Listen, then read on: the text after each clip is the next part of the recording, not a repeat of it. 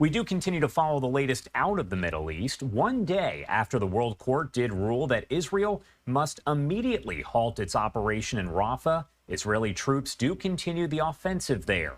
The Israeli Air Force also reporting over a 24-hour period, quote, dozens of terrorists have been eliminated in the Gaza Strip amid aircraft strikes and face-to-face battles. Israeli officials adding that an Air Force aircraft eliminated a Hamas sniper squad that had attacked Israeli troops several days earlier.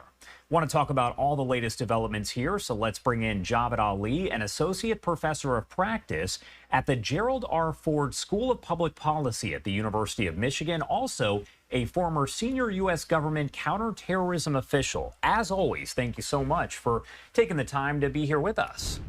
Josh, always great to be with you. Thank you.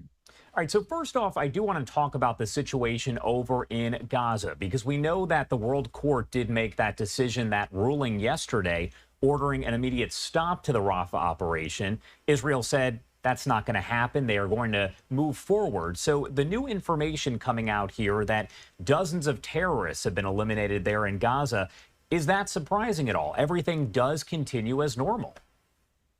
Yeah, Josh. So over the past couple of weeks, we've now seen both the ICC and the ICJs weigh in on the international legal perspective, either with the arrest warrants or the ruling that the war or the Israeli campaign in Gaza must stop.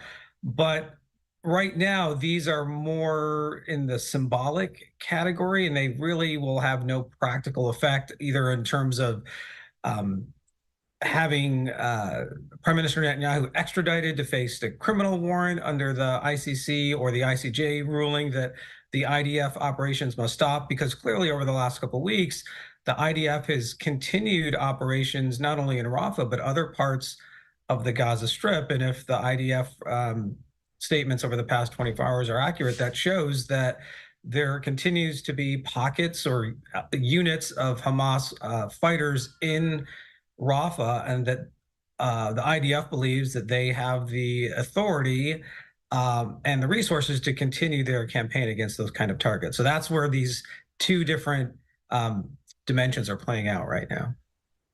We know that on Friday, President Biden spoke with Egypt's president, and pretty much the result of that conversation is that Egypt is now allowing the flow of that aid over into Gaza. Does that kind of show the influence of the U.S. there in the Middle East? Well, since October 7th, the United States has been trying to pull every diplomatic lever it can to exert its influence to either moderate the IDF campaign, send political messages to Prime Minister Netanyahu or other members in his cabinet, or to also deliver much needed supplies and relief on the humanitarian front to the majority of the innocent civilians in the Gaza Strip who've been suffering these past few months. So if this latest development between the United States and Egypt is accurate, that's another potential avenue where more humanitarian aid can flow in to, again, relieve the suffering, because apparently, despite these other attempts that the U.S. has tried, especially with this floating pier off the coast of the Gaza Strip to bring in aid, the airdrops the U.S. has tried in the past, that it's just not at the level where it needs to be. So this is just another potential avenue to use that border crossing with Egypt to bring more relief in, while they're still trying to work out bringing in relief from these other positions throughout the Gaza Strip as well. And talking a little bit more about that Gaza pier, you can see it right there on your screen, some of the images that were released by the government. My question for you, we know that 3 American troops have been injured there in some way on the Gaza pier. One of them does have critical injuries. Details are kind of sparse at this point, but does that raise any concerns for folks about the U.S. service members that are taking part in this? Well, first, it's unfortunate that we have 3 service member injuries with this particular operation.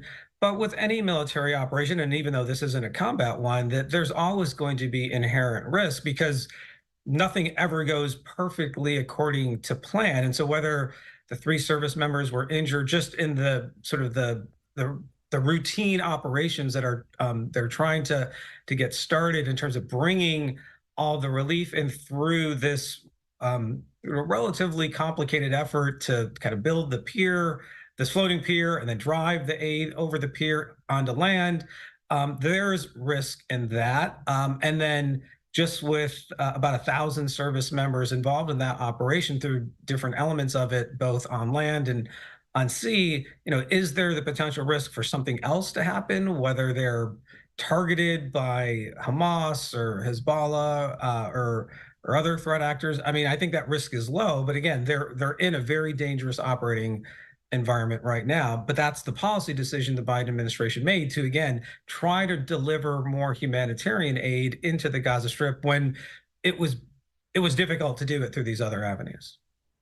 We know that several leaders, including those of the CIA and also the Mossad, are going to be meeting to kind of discuss what happens next as far as those ceasefire hostage release talks. What needs to happen at this point, just based on your expertise, for a deal to be reached, for the rest of the hostages to be released, but also for at least a temporary ceasefire?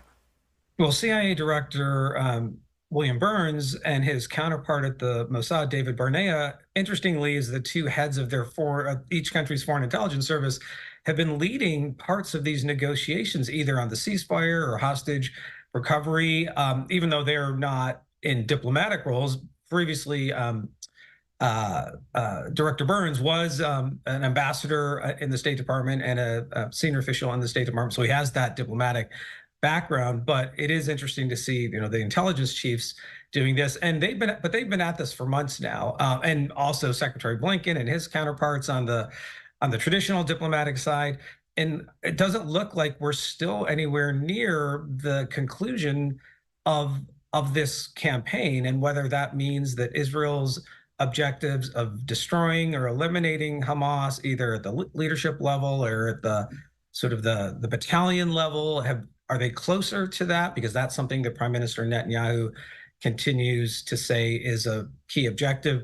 The recovery of the 120 plus hostages, that's obviously another key objective. That doesn't look like we're anywhere close to that. And what will it take to bring all the hostages back, and what are the concessions that Hamas is holding out on in terms of the release of additional prisoners, or the complete cessation of Israeli military operations against what's left of Hamas right now. So despite the months and months of discussions on these really difficult topics, it doesn't, to me, look like we're close to a deal, despite everything that's happened and this latest round of talks that may be going on.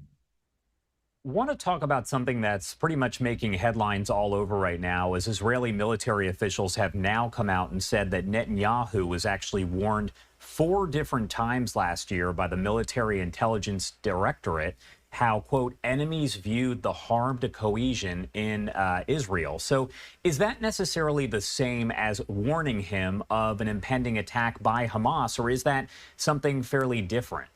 That's a great question. So without knowing, specifically what the analysis was in those different warning products or assessments, part of that could have been, these fragmentary reflections that the IDF military intelligence folks had of potential Hamas plotting. The New York Times has actually done a great job of laying out the fact that both on the military intelligence side and even on the Mossad side, that sort of the Hamas game plan had been known for some time. Now, what they didn't know were the precise, details of it. And that seems to be an intelligence breakdown on the military side. Now, whether these more recent or these military intelligence warnings were connected to that, unclear, or they could have been something a little different in the realm of, with all the domestic unrest and pressure Prime Minister Netanyahu had been under, even previous to October 7th of last year, were those warnings from the IDF more in that camp, in the sense that because of all this domestic turmoil and unrest, that they were picking up intelligence reflections that Hamas and Hezbollah and Iran and others thought that potentially there was a window of opportunity to launch some kind of attack. So without seeing specifically what was written, my sense is it's probably a combination of these two different things in the intelligence world. My last question for you here, I want to talk about the death of Iran's president. Will that have any sort of impact on the war in Gaza, but also as you head north, the battles that are taking place between Israel and Hezbollah? Yeah, I personally don't think will have much of an effect on the sort of war against Hamas, and even with what's been going on the past several months with Hezbollah and the Iranian president, for the most part, even with this current president, they're not in the driver's seat for conducting or directing Iranian influence and operations to Iran's axis of resistance. That is, for the most part, all channeled through Iran's Revolutionary Guard Quds Force, and there's a separate general who reports directly to the Supreme Leader Khamenei to do that.